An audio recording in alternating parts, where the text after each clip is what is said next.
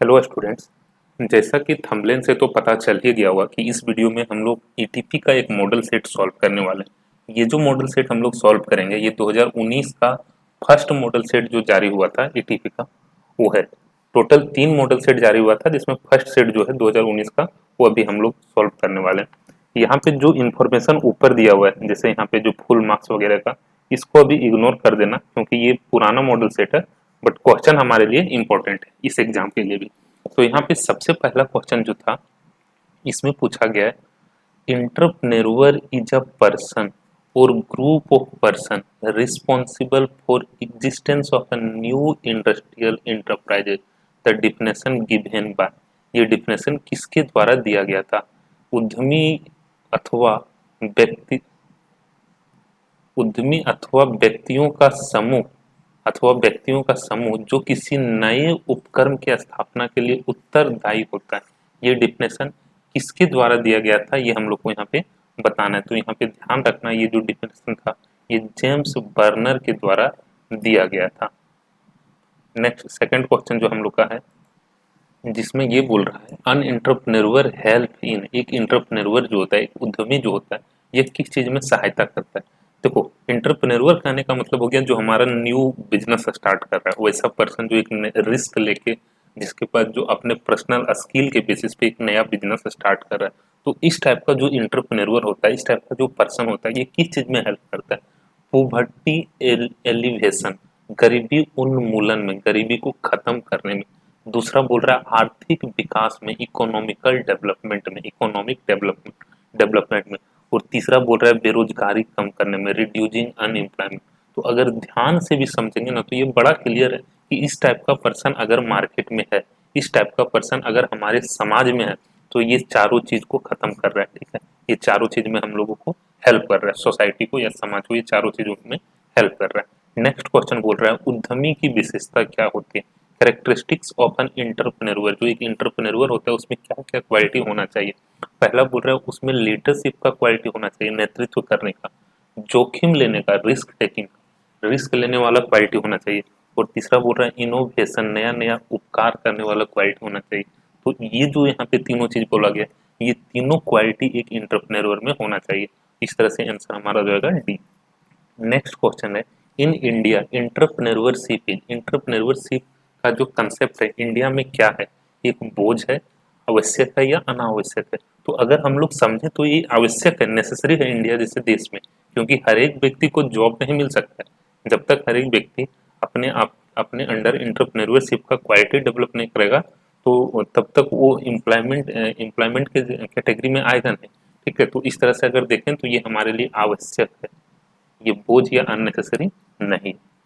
Next question है entrepreneurship development institute of India, जो entrepreneurship development institute of India जिसको हिंदी में बोलते हैं भारतीय उद्यमिता विकास संस्थान, ये कहाँ पे स्थापित है? इसको हम लोग शॉर्ट में EDII भी बोलते हैं, entrepreneurship development institute of India. तो याद रखना है ये जो इंस्टीट्यूट है ये अहमदाबाद में एस्टेब्लिश्ड है। नेक्स्ट क्वेश्चन यहाँ पे बोल रहा है the last stage of entrepreneurship development programme, entrepreneurship quality को डेवलप करने के लिए जो प्रोग्राम होता है, पर्सन में जो व्यक्ति होता है उसके अंदर एंटरप्रेन्योरशिप का क्वालिटी लाने के लिए जो प्रोग्राम किया जाता है, इसका सबसे लास्ट स्टेप क्या होता है? तो सबसे लास्ट स्टेप इसका होता है फॉलोअप।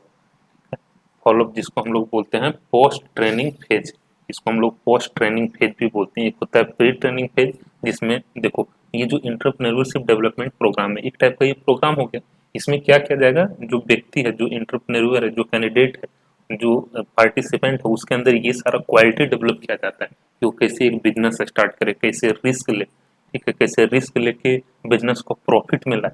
ठीक है, ये सब जो क्वालिटी है, ये सब जो चीज है, ये सब चीज सिखाया जाता है एंटरप्रेन्योरशिप डेवलपमेंट प्रोग्राम में।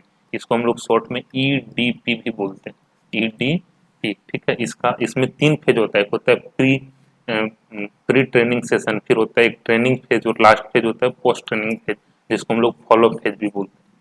नेक्स्ट क्वेश्चन यहाँ पे बोल रहा है एंटरप्रेन्योरशिप डेवलपमेंट प्रोग्राम जो है ये रिजल्ट से इससे क्या होता है, अल्टीमेटली क्या होता है? तो इससे एम्प्लॉयमेंट मिलता है। एंटरप्रेन्योरशिप डेवलपमेंट प्रोग्राम से क्या होगा? अगर हम किसी में एंटरप्रेन्योरशिप का क्वालिटी लाने वाला चीज सिखा रहे हैं तो अल्टीमेटली ये तो हमारे हमारे सोसाइटी में एम्प्लॉयमेंट लाएगा, रोजगार लाएगा, ठीक है। यहाँ पे दूसरा जो बाकी ऑप्शन था वो गलत है। नेक्स्ट है ईडीपी स्टैंड्स फॉर, ईडीपी का पूरा नाम क्या हो जाएगा, अभी हम लोग डिस्कस कर रहे थे, entrepreneurship development programme. Next question है in India future of entrepreneurs, जो एंटरप्रेन्योर्स हैं इसका इंडिया में फ्यूचर क्या है, ब्राइट है, उज्जवल, ठीक है। एंटरप्रेन्योरशिप का क्वालिटी होना चाहिए, एंटरप्रेन्योर जो है वो फ्यूचर में जाके ग्रोथ करेगा, उसको फायदा होगा, ठीक है। तो यहाँ पे करेक्ट आंसर जो होगा ये होगा। नेक्स्ट यहाँ पे investment limit in small industry, जो स्मॉल इंडस्ट्रीज है इसमें इन्वेस्टमेंट का क्या लिमिट है। स्मॉल इंडस्ट्रीज जो होता है ना, इसको हम लोग तीन कैटेगरीज में क्लासिफाई करते हैं, माइक्रो, स्मॉल और मीडियम, जिसको शॉर्ट में बोलते हैं एमएसएमई। नाम सुना, इस टाइप का टर्म सुना होगा, MSME, micro small medium enterprises. तो इसमें जो माइक्रो, स्मॉल और मीडियम इंटरप्राइजेज, तो इसमें जो स्मॉल इंडस्ट्रीज होता है इसमें बोल रहा है इन्वेस्टमेंट का लिमिट क्या होता है, ठीक है। तो अभी जो है ना ये लिमिट चेंज हुआ है, तो जो अभी नया लिमिट है हम भी वो आगे बता देते हैं। अभी जो स्क्रीन पे दिख रहा है पिक्चर, इसी नया लिमिट है। ऊपर जो है एग्जिस्टिंग लिमिट, मतलब पहले वाला जो था वो लिमिट के बारे में यहाँ पे दिया हुआ है, ठीक है, ये एग्जिस्टिंग लिमिट है। और ये है revised limit, revised MSME limit. अभी जो लेटेस्ट लिमिट है वो हम लोग के लिए यही है। इसमें क्या बोलता है, जो अभी रिवाइज्ड लिमिट है इसमें बोल रहा है अगर कोई माइक्रो इंडस्ट्री है, किसी इंटरप्राइजेज को हम लोग माइक्रो इंटरप्राइजेज कब बोलेंगे, जब उसमें इन्वेस्टमेंट 1 करोड़ है और टर्नओवर 5 करोड़, दोनों चीज होना चाहिए। इन्वेस्टमेंट 1 करोड़ से कम और टर्नओवर भी 5 करोड़ से अगर कम है तो हम लोग उसको माइक्रो इंटरप्राइजेज बोलते हैं। अगर उस इंटरप्राइजेज में, उस बिजनेस में इन्वेस्टमेंट जो 10 करोड़ का है और टर्नओवर 50 करोड़ का, ये दोनों चीज अगर है तब हम लोग उसको स्मॉल इंटरप्राइजेज बोलेंगे। और मीडियम कब बोलेंगे, जब इन्वेस्टमेंट उसमें मैक्सिमम 50 करोड़ का, मतलब 50 करोड़ से कम होना चाहिए और टर्नओवर 250 करोड़ से कम। अगर ये दोनों कंडीशन सेटिस्फाई कर रहा है तो मीडियम इंटरप्राइजेज उसको बोला जाएगा, ठीक है। तो यहाँ पे जो अभी हम लोग का जो पहले लिमिट था, जिस टाइम का ये क्वेश्चन था, उस टाइम इसका आंसर था 5 crore. Investment limit in, investment limit in small industries वाला 5 करोड़, ये यहाँ पे इन्वेस्टमेंट 5 करोड़, ये पुराना वाला एग्जिस्टिंग वाला, ठीक है। लेकिन अभी अगर करंट में देखें तो करंट में ये हमारा स्मॉल में इन्वेस्टमेंट का लिमिट है 10 करोड़ हो जाएगा। फिर भी एक चीज हम ये जरूर बोलेंगे, एक बार अपने बुक में देख लेना अभी बुक में क्या लिमिट दिया हुआ है, ठीक है। क्योंकि हो सकता है ये एक्चुअल में अभी अपडेट हो चुका है, बट हो सकता है बुक में अपडेट ना किया हो, तो एक बार अपने बुक से जरूर चेक करना। बुक में जो दिया हुआ है उसको फॉलो करना, लेकिन उसमें भी यही होगा जहां तक मेरा अनुमान है। मेरे पास बुक नहीं था जिसके कारण हम क्रॉस चेक इसको नहीं कर पाए। नेक्स्ट क्वेश्चन बोल रहा है भारत में लघु उद्योग का पंजीकरण करवाना, जो स्मॉल इंडस्ट्रीज होता है इसका रजिस्ट्रेशन करवाना ऐच्छिक है, ऐच्छिक मतलब करवाने का मन हो तो करवाएंगे, ठीक है, इस टाइप का, या आवश्यक है या कंपलसरी। देखो समझना, ऐच्छिक कहने का मतलब हो गया करवाना है तो करवाओ, नहीं करवाना है तो मत कराओ, ये हो गया ऐच्छिक। कंपलसरी कहने का मतलब एकदम जरूरी है, इसके बिना चलेगा नहीं, ठीक है। जैसे कंपनी, कंपनी का जब तक रजिस्ट्रेशन नहीं होगा तब तक कंपनी स्टार्ट कर ही नहीं सकते, ठीक है। अगर कोऑपरेटिव सोसाइटी है, जैसे जो हम लोग वहाँ पे पढ़ते हैं बीएसटी में, कोऑपरेटिव सोसाइटी का जब तक रजिस्ट्रेशन नहीं होगा तब तक हम लोग स्टार्ट नहीं कर सकते। लेकिन जो स्मॉल इंडस्ट्रीज होता है ना, इसका आवश्यक है। आवश्यक कहने का मतलब इसलिए क्योंकि देखो जब तक हम लोग स्मॉल इंडस्ट्रीज का, स्मॉल इंटरप्राइजेज का रजिस्ट्रेशन नहीं करवाएंगे तब तक हम लोग को इसका बेनिफिट नहीं मिलेगा, ठीक है। तो ये एक तरह से कंपलसरी भी इसको नहीं बोला जा सकता, वॉलंटरी भी नहीं बोला जा सकता, ये आवश्यक है। नेक्स्ट क्वेश्चन बोल रहा है which of the following is not characteristics of business entity. नीचे जो दिया हुआ उसमें से कौन सा एक व्यवसाय का विशेषता नहीं होता, व्यवसायिक क्रिया की विशेषता नहीं होता। तो पहला बोल रहा है वस्तु, production of goods and services, goods का, वस्तु या सेवा का उत्पादन करना, ये तो व्यवसाय का कैरेक्टरिस्टिक से विशेषता है। रिस्क लेना, जोखिम की उपस्थिति हर एक व्यवसाय में होता है। गुड्स को बेचना, ये भी उसका एक विशेषता है। काला बाजारी करना, काला बाजारी करना एक अच्छे गुड्स का, एक अच्छा गुड प्रैक्टिस हम लोग बोल सकते नहीं है, एक बिजनेस का गुड प्रैक्टिस नहीं है। तो ये जो हमारा पूछ क्या रहा था, विशेषता नहीं है। कौन सा हमारा which of the following is not characteristics, तो यहाँ पे करेक्ट आंसर हो जाएगा डी। नेक्स्ट क्वेश्चन बोल रहा है आचार संहिता में सम्मिलित नहीं किया जाता है, किस चीज को आचार संहिता में सम्मिलित नहीं किया जाता है। आचार संहिता को इंग्लिश में बोलते हैं कोड ऑफ कंडक्ट, ठीक है। इसमें किसको सम्मिलित नहीं किया जाता है, तो इसमें रूल्स भी होता है, इंटीग्रिटी भी होता है और मोरलिटी भी होता है, नैतिकता। ये तीनों चीज तो रहेगा ही, अच्छा गुड प्रैक्टिस में तो ये सब चीज रहेगा ही। रहेगा क्या नहीं, बेईमानी। बेईमानी को शामिल किया जा सकता है क्या आचार संहिता में? बिल्कुल नहीं किया जा सकता। ठीक है, तो यहाँ पे करेक्ट आंसर हो जाएगा बी। नेक्स्ट बोल रहा है नवाचार उद्यमिता का विशिष्ट उपकरण है। Innovation is a specific instrument of entrepreneurship. ये स्टेटमेंट किसके द्वारा दिया गया था, ये हम लोग को बताना है। तो ये स्टेटमेंट जो था पीटर एफ ड्रक्स के द्वारा दिया गया था, ड्रकर के द्वारा दिया गया था। तो यहाँ पे करेक्ट आंसर हो जाएगा ए नंबर। नेक्स्ट क्वेश्चन है समविच्छेद बिंदु, जिसको हम लोग इंग्लिश में बोलते हैं ब्रेक इवन पॉइंट। अगर ये यूनिट में निकालना है तो इसका क्या फॉर्मूला होगा? तो इसका फॉर्मूला होता है fix cost divided by contribution. और कंट्रीब्यूशन का मतलब क्या होता है? Sale price minus variable cost. Contribution ऐसे ही तो निकलता है। तो अल्टीमेटली हम लोग इसको अगर यूनिट में निकालना है तो लिखेंगे fix cost divided by contribution per unit. ठीक है, या तो कंट्रीब्यूशन पर यूनिट, या तो इसके जगह पे कंट्रीब्यूशन नहीं है तो सेल्स माइनस वेरिएबल कॉस्ट लिख सकते हैं। तो ये हमारा यहाँ पे करेक्ट आंसर हो जाएगा अगर हम लोग को यूनिट में निकालना है। अगर पूछ दिया ब्रेक इवन पॉइंट अमाउंट में बताओ तो हो जाएगा fix cost divided by PV ratio, ये इसका फॉर्मूला होगा। अगर अमाउंट में पूछा, यहाँ पे पूछ रहा है सम विच्छेद बिंदु इकाई में। ब्रेक इवन पॉइंट मतलब क्या होता है? ब्रेक इवन पॉइंट कहने का मतलब हो गया सेल्स का उतना क्वांटिटी, इतना क्वांटिटी हम सेल कर रहे हैं कि बिजनेस ना तो हमारा प्रॉफिट में है ना लॉस में। कहने का मतलब हुआ अगर हमारा बिजनेस इस गुड्स को बेच के 10,000 रुपये का प्रॉफिट आया और तो 10,000 का कॉस्ट है, तो हम लोग ये बोलेंगे कि 10,000 रुपये बेच के हम बीईपी पे हैं। ठीक है, मतलब ना तो हमारा लॉस हो रहा है ना प्रॉफिट हो रहा है। तो ब्रेक इवन पॉइंट कहने का मतलब क्या हो गया? वो पॉइंट जहाँ पे हमारा बिजनेस ना तो प्रॉफिट के सिचुएशन में होता है ना लॉस के सिचुएशन में होता है।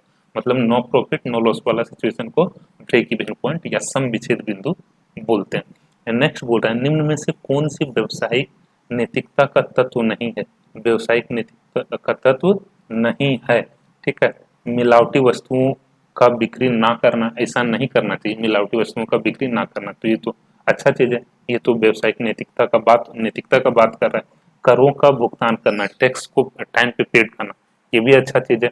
ये भी ऐसा नैतिकता होना चाहिए, ऐसा क्वालिटी होना चाहिए।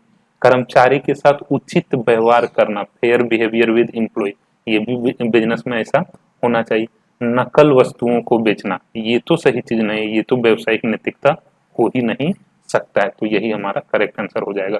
बोल रहा था कौन सा व्यवसायिक नैतिकता का तत्व नहीं है, ध्यान देना, नहीं है बोल रहा था। ठीक है, तो ये हमारा नहीं है। डुप्लीकेट वस्तु को बेचना, गलत सामान को बेचना हमारा व्यवसाय का नैतिकता नहीं हो सकता है। नीड हायर की थ्योरी वाज प्रोपाउंडेड बाय। ठीक है, आवश्यकता प्राथमिकता विचारधारा के प्रतिपादक कौन थे? किसके द्वारा ये सर्च खोजा गया था इस कॉन्सेप्ट को? तो ये जो कॉन्सेप्ट था ये अब्राहिम मास्लो के द्वारा खोजा गया था। ठीक है, इस चीज को याद रखना। इसमें क्या था, इस कॉन्सेप्ट को, इस थ्योरी को 1943 ईस्वी में खोजा गया था। 1943 ईस्वी में अब्राहम मास्लो के द्वारा दिया गया था। ये बेसिकली है क्या, देखो नीड हायर की थ्योरी जो है, आवश्यकता प्राथमिकता विचारधारा जो है, ये एम्प्लॉय को मोटिवेट करने का एक थ्योरी है, एक कॉन्सेप्ट है। ये बताता है कि हम एम्प्लॉय को कैसे मोटिवेट कर सकते हैं। ये जो थ्योरी है, ये जो सिद्धांत है, अब्राहम मास्लो के द्वारा दिया गया था। इस थ्योरी में बेसिकली बताया क्या गया कि अगर हमारा कोई एक बिजनेस है या तो हम अगर एक मैनेजर है तो अपने एम्प्लॉय को कैसे सेटिस्फाई कर सकते हैं, कैसे मोटिवेट कर सकते हैं। तो इसमें ये बोला गया है, ये अब्राहम मास्लो जो थे इन्होंने ये बोला कि हम किसी भी एम्प्लॉय को तभी मोटिवेट कर सकते हैं जब उसका कुछ ज़रूरत है, जब उसका कुछ नीड्स है। अगर मान लो किसी का कोई ज़रूरत ही नहीं है, उसको किसी चीज़ का चिंता ही नहीं रहा है, तो हम लोग उसको मोटिवेट कभी कर ही नहीं सकते। ठीक है, तो इसमें ये बोला गया कि हर एक व्यक्ति का जो ज़रूरत होता है ना, उसको हम लोग 5 कैटेगरीज में डिवाइड कर सकते हैं। सबसे पहला जो सब उसका ज़रूरत होता है उसको हम लोग बोलते हैं साइकोलॉजिकल नीड। साइकोलॉजिकल कहने का मतलब शारीरिक नीड। ठीक है, शारीरिक नीड कहने का मतलब ये हो गया कि हर एक व्यक्ति को खाना पीना घर ये सब चीज चाहिए। ठीक है, तो हम लोग सबसे पहले कोशिश करेंगे कि अपने एम्प्लॉय को एटलीस्ट उसका जो साइकोलॉजिकल नीड्स है, जो उसका शारीरिक आवश्यक आवश्यकता है, उसको हम लोग पूरा करें। इस तरह से हम उसको मोटिवेट कर सकते हैं।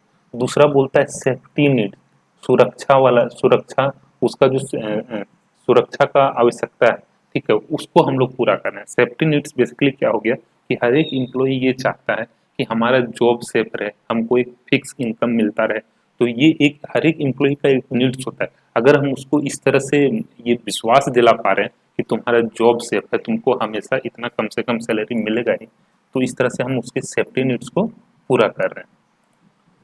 तीसरा जो होता है ये होता है सोशल नीड, सामाजिक आवश्यकताएं। ठीक है, हर एक व्यक्ति का कुछ सामाजिक आवश्यकता होता है, सोशल नीड्स होता है। ठीक है, सोशल नीड्स कहने का मतलब वो क्या, वो चाहता है कि उसका वो थोड़ा सा सोसाइटी में अच्छा जान पहचान हो, पकड़ हो। ठीक है, तो इसको हम लोग बोलते हैं सोशल नीड। चौथा फिर होता है स्टीम, या तो हम लोग इसको बोलते हैं ईगो नीड। ठीक है, हर एक व्यक्ति ये चाहता है कि हमारा एक इज्जत हो। इसके बाद जब देखो उसका साइकोलॉजिकल नीड पूरा हो गया, सेफ्टी वाला नीड पूरा हो गया, सोशल नीड्स उसका पूरा हो गया, उसके बाद अब उसका क्या रिक्वायरमेंट है, वो चाहता है कि हमारा एक रिस्पेक्ट हो, एक हमारा स्टेटस हो मार्केट में, समाज में। ठीक है, तो इसको बोलते हैं स्टीम या ईगो नीड। और पांचवा होता है उसके बाद सेल्फ एक्चुअलाइजेशन नीड, जिसको हम लोग बोलते हैं आत्मबोध, हिंदी में बोलते हैं आत्मबोध। ठीक है, तो ये बेसिकली हर एक एम्प्लॉय का, हर एक व्यक्ति का इस टाइप से 5 नीड्स होता है। जो भी नीड्स होता है उसको हम 5 कैटेगरीज में क्लासिफाई कर सकते हैं। ठीक है, ये जो कॉन्सेप्ट था ये अब्राहम मास्लो के द्वारा दिया गया था और बोला था कि हम लोग को यही चीज समझना होता है कि उसका जो सबसे पहले शारीरिक नीड्स है उसको पूरा करो, फिर उसका जो सुरक्षा वाला जरूरत है उसको पूरा करो, सामाजिक जरूरत को पूरा करो। ठीक है, इसी तरह से पांचों नीड्स को उसको पूरा करो और उसको हम मोटिवेट कर सकते हैं और अच्छे तरह से काम करवा सकते हैं। ठीक है, तो ये अब्राहम मास्लो के द्वारा ये कंसेप्ट दिया गया था। नेक्स्ट बोल रहे हैं मास्लो का आवश्यकता पदानुक्रम सिद्धांत के अनुसार मनुष्य की आवश्यकताओं को कितने चरणों में बांटा जा सकता है, कितने कैटेगरीज में ह्यूमन नीड्स को बांटा जा सकता है। अभी डिस्कस हम लोग कर रहे थे 5 नीड्स में बांटा जा सकता है। इनमें से कौन सा अवित्तीय अभिप्रेरणा है, जो नॉन फाइनेंशियल मोटिवेशन है। ठीक है, सैलरी हम अगर अपने एम्प्लॉय को दे रहे हैं तो ये फाइनेंशियल मोटिवेशन हो गया, वित्तीय अभिप्रेरणा हो गया, कमीशन देना, बोनस देना। लेकिन हम अपने एम्प्लॉय को बोल रहे हैं तुम्हारा जॉब सिक्योर है, तो इसमें हम लोग को पैसा नहीं देना पड़ रहा है, लेकिन उसको एक प्रेरणा मिल रहा है कि नहीं यहाँ पे जॉब मेरा सिक्योर,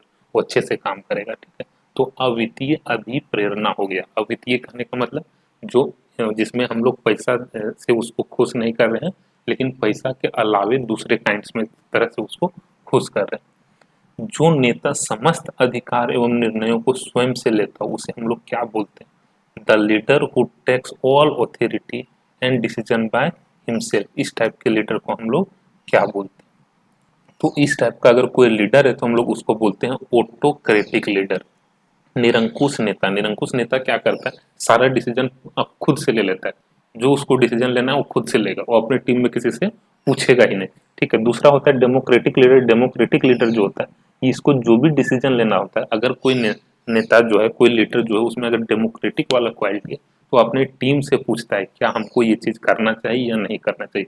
इसको बोलते हैं डेमोक्रेटिक लीडर। और तीसरा जो हमारा है इसको बोलते हैं लेसफ्रे लीडर। इसमें क्या होता है, निर्भातावादी नेता। ये क्या करता है, ये टीम पे ही छोड़ देता है, तुमको जो करना है सो करो। ठीक है, तो इस टाइप का अगर क्वालिटी किसी में होता है तो उसको बोलते हैं निर्वाधिवादी नेता। ठीक है, तो यहाँ पे जो चीज बोल रहा था, जो खुद से सब कुछ लेता है उसको बोलेंगे autocratic leader. Quality of a good leader, एक अच्छा लीडर का क्या क्वालिटी होना चाहिए, रिस्क टेकिंग, जोखिम लेने का उसमें क्वालिटी होना चाहिए, डिसीजन लेने का उसमें क्वालिटी होना चाहिए, बिजनेस प्लानिंग का क्वालिटी होना चाहिए। इसका मतलब अल्टीमेटली ऑल ऑफ दी जिसका करेक्ट आंसर हो जाएगा। Risk is the result of, risk किस चीज का रिजल्ट है, क्यों रिस्क का होता है, तो रिस्क जो होता है अनसर्टेनिटी के कारण होता है।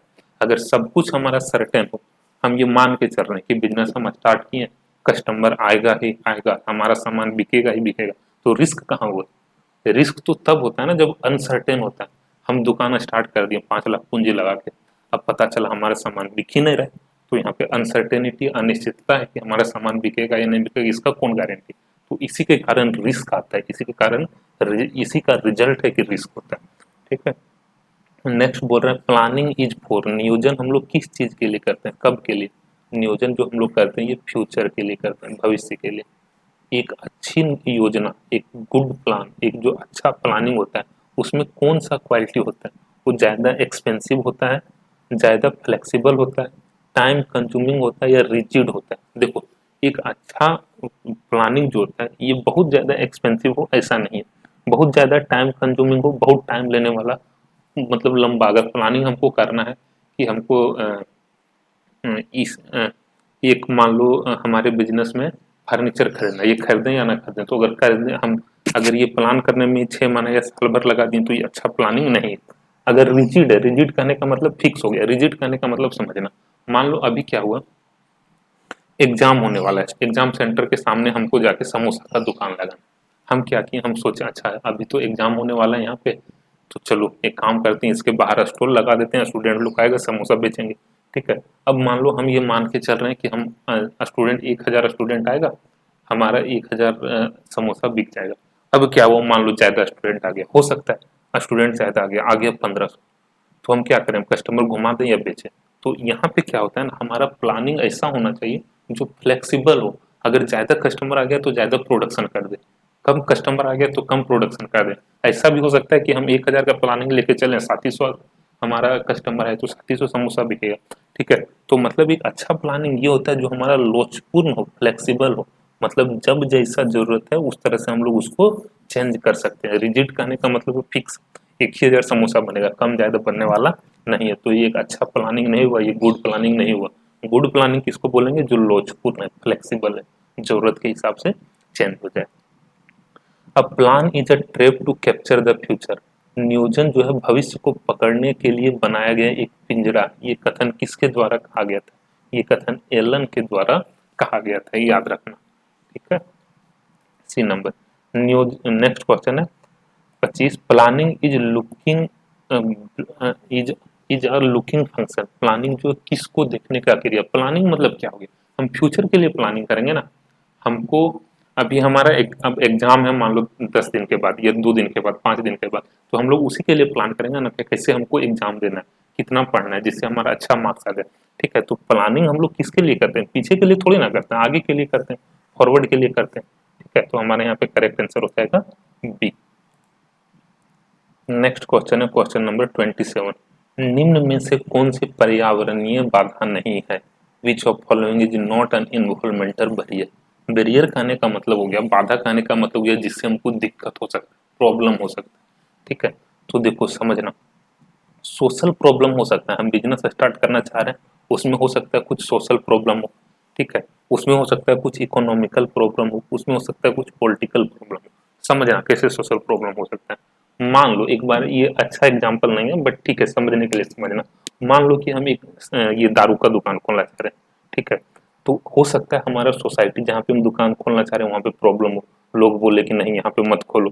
ठीक है, इसको समझने के लिए बस समझना है, इसको और कुछ अलग सेंस में मत लेना। ठीक है, हो सकता है हमारा सोसाइटी में प्रॉब्लम हो सकता है, सामाजिक बैरियर ये हो गया, हम लाइसेंस तो ले लिए लेकिन वहाँ वाला लोग दुकान खोले नहीं दे रहे, तो ये हमारा हो गया सामाजिक बैरियर। आर्थिक बैरियर कहने का मतलब क्या हो गया, हम कोई दुकान खोलना चाह रहे हैं, 10 लाख उसमें पूंजी चाहिए, मेरे पास 4 ही लाख है, तो कैसे बिजनेस करें। ठीक है, तो ये हमारे लिए इकोनॉमिकल प्रॉब्लम हो गया। पॉलिटिकल प्रॉब्लम कहने का मतलब हो गया, हो सकता है अभी हम जिस चीज़ का बिजनेस करना चाह रहे हैं, गवर्नमेंट उसको बंद कर दिया। ठीक है, बोल रहे नहीं ये बिजनेस अब यहाँ पे कोई नहीं कर सकता है। ठीक है, तो ये हमारा हो गया पॉलिटिकल बैरियर। ठीक है, तो ये सारा कुछ बैरियर हो सकता है, लेकिन जो मोटिवेशन है हमारे अंदर, मोटिवेशन का क्वालिटी जो है, ये तो बैरियर थोड़ी ना हो सकता है, ये प्रॉब्लम हो नहीं सकता। ठीक है, तो यहाँ पे हमारा पूछ रहा था नॉट एन इन्वॉल्वमेंटल बैरियर, तो ये हमारे लिए बैरियर नहीं। नेक्स्ट बोल रहा है which of following is a personal barrier, barrier इसमें से क्या है तो एटी मोटिवेशन तो बैरियर होगा नहीं, अभी हम लोग समझे। एटीट्यूड अगर हमारे अंदर है, मनोवृत्ति है, तो ये हमारे लिए एक बैरियर हो सकता है, तो यहाँ पे करेक्ट आंसर जो है बी हो जाएगा 28 नंबर का। नेक्स्ट क्वेश्चन है ICI was set up as, ICI जो है ये किस फॉर्म में, किस तरह से इसको एस्टेब्लिश किया गया। तो हम लोग को पता है आज के डेट में भी आईसीआई जो है ये प्राइवेट सेक्टर है। ठीक है, इसको प्राइवेट सेक्टर के रूप में ही एस्टेब्लिश किया गया था। नेक्स्ट क्वेश्चन है आईएफसीआई का एस्टेब्लिशमेंट कब हुआ था। तो इसका एस्टेब्लिशमेंट जो है 1948 में हुआ था। परिणाम के आधार पर बाजार को वर्गीकृत है on the basis of quantity, कितना क्वांटिटी मार्केट में बिक रहा है, इसके आधार पर बाजार को हम लोग दो कैटेगरीज में क्लासिफाई करते हैं, या तो रिटेल मार्केट होगा या तो होलसेल मार्केट। रिटेल मार्केट में क्या होता है, कम क्वांटिटी में गुड्स बेचा जाता है, होलसेल में बल्क क्वांटिटी में, ज़्यादा क्वांटिटी में बेचा जाता है।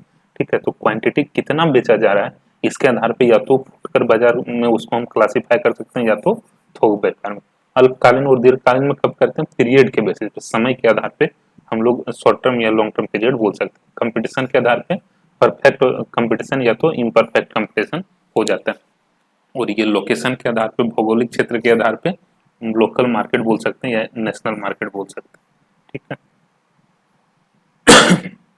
विपणन है मार्केटिंग, विपणन को अंग्रेजी में बोलते हैं मार्केटिंग। मार्केटिंग अगर हम अपने गुड्स का कर रहे हैं, अपने बिजनेस का मार्केटिंग कर रहे हैं, तो उस पे जो हमारा पैसा खर्च हो रहा है, ये क्या बर्बादी है, अनावश्यक है, या बर्डन है, या एक इन्वेस्टमेंट है। तो ये एक इन्वेस्टमेंट है। ठीक है, हम अपने मार्केटिंग में अगर अपने बिजनेस का मार्केटिंग कर रहे हैं, तो ये हमारा एक इन्वेस्टमेंट है, इससे हमको फायदा होगा फ्यूचर में। पेटेंट कितने वर्ष के लिए दिया जाता है, पेटेंट जो है 20 वर्ष के लिए दिया जाता है। नेक्स्ट बोल रहा है trade and merchandise marks act, ये कब पास हुआ था, तो ये एक्ट जो है हमारा 34 नंबर का जो है, ये हमारा हो जाएगा 1958 में इसको पास किया गया था। एक अच्छा ब्रांड का क्या क्वालिटी है, ये यूनिक होना चाहिए, सिंपल होना चाहिए, और इजी टू रिमेम्बर होना चाहिए, या ये सभी होना चाहिए। तो ये सभी होना चाहिए। एक अच्छे ब्रांड का ये गुण है कि यूनिक हो, मतलब दूसरा से मिलता जुलता ना हो, नहीं तो कस्टमर कंफ्यूज करेगा। सिंपल होना चाहिए और इजिली उसको, ऐसा नाम होना चाहिए कि आदमी उसको इजिली याद करे। ठीक है, तो ये सारा क्वेश्चन था। टोटल इसमें 35 क्वेश्चन था, बट अभी जो एग्जाम होगा उसमें 40 क्वेश्चन आएगा। ठीक है, तो ये हम लोग अभी इसको कवर किए। इसका आंसर की है जो स्क्रीन पे दिख रहा है, यहाँ से अपना आंसर भी क्रॉस चेक कर सकते हैं। तो ये वीडियो कैसा लगा एक बार कमेंट करके जरूर बताना। Thank you, thanks for watching this video.